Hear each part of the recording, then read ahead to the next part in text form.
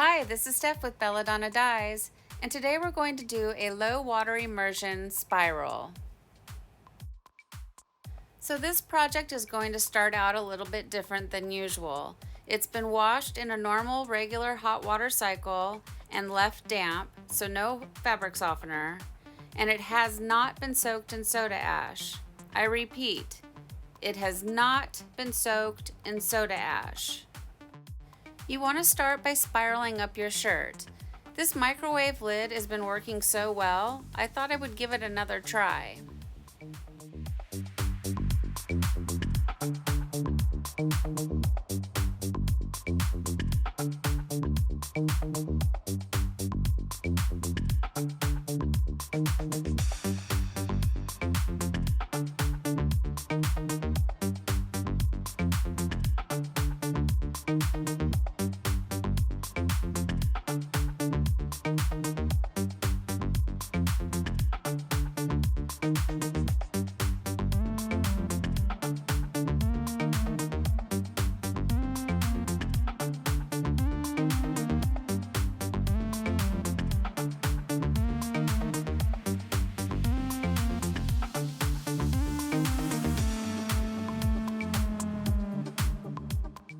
Secure your shirt with rubber bands.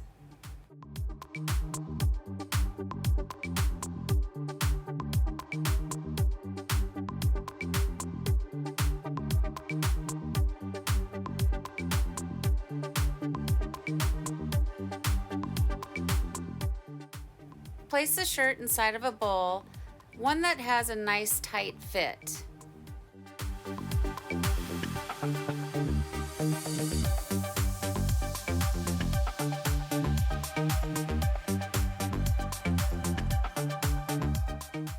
Using a washable marker, I divide the shirt into 4 pieces of pie.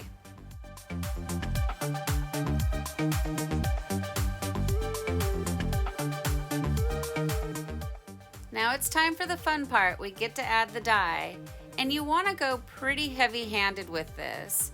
I want to see the dye coming through to the other side. Since it's inside the bowl, we're not flipping it over.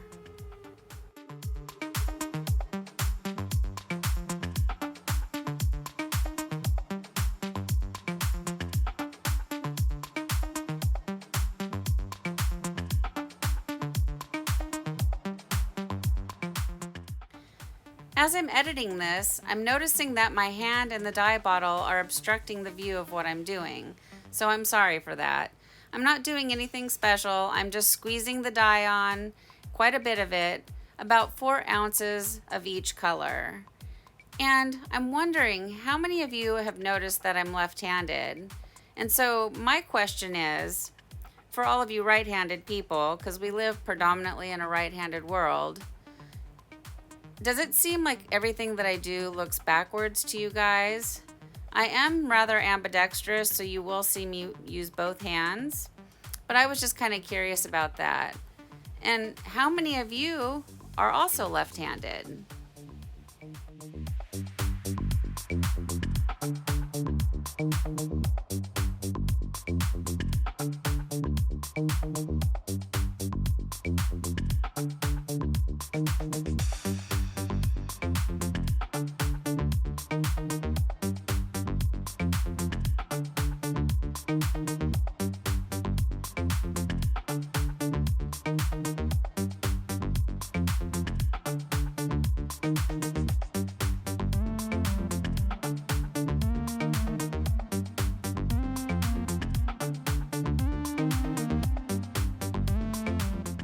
Now that all the dye is on the shirt, put the lid on the bowl and set the bowl aside for at least an hour.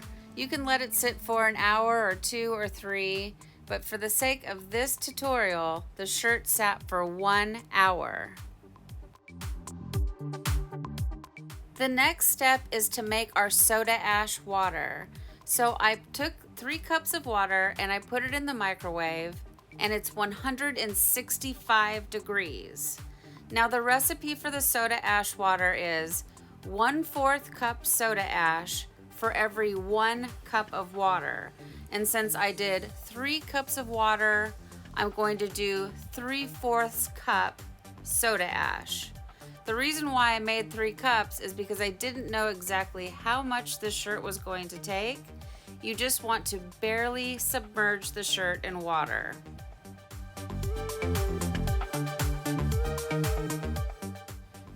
To mix my soda ash water, I'm using my Immersion blender and my OXO silicone measuring cup. The measuring cup is awesome because it's really tall and it's flexible, so it's easy to pour things like fill up the dye bottles. And I have a link for both of these items down below in the description box. And the thermometer says it's still 165 degrees.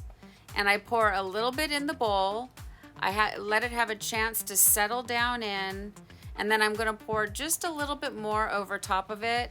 Like I said, you want it barely submerged in the water. And then the rest of the soda ash, I just took an empty dye bottle and I filled it up and labeled it and set it aside.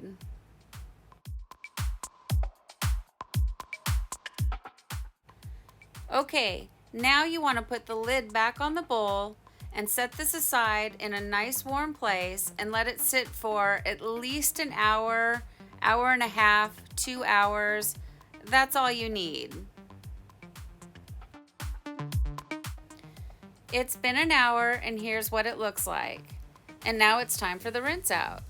So you want to start by using cold water and gradually increase the water up to hot and rinse until the water runs clear. From here, I take it to the washing machine and I do a hot water cycle. I do a second hot water cycle using Synthropol. And I do a third hot water cycle using Milsoft. And that brings softness back into the shirt after the dyeing process.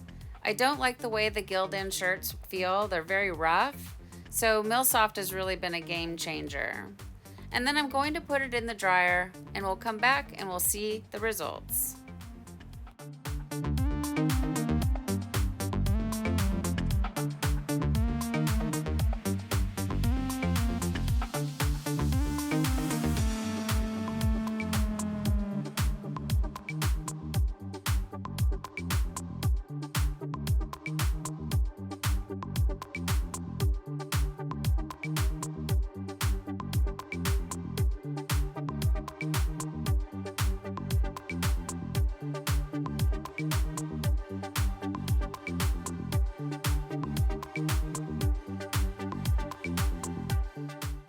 Well, here it is, guys. Here's our shirt after it's been washed and dried, and I think it turned out really cool.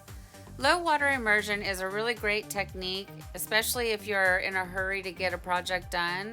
From start to finish, this shirt took, about 3 hours. So that's not too bad. And it's just as vibrant as shirts that I let sit for 24 or 48 hours. I got a lot of information off of Paula Birch's website, and I will put a link for that down below in the description box, and I strongly recommend that you give it a read. She can explain it much better than I can, but if you do exactly what I did in this tutorial, you'll have the same good results that I have here. So what do you guys think about this shirt? Please leave me some comments down below. Thank you so much for watching. Please subscribe, leave a thumbs up, and click the bell for future notifications. And remember, have fun tie-dyeing.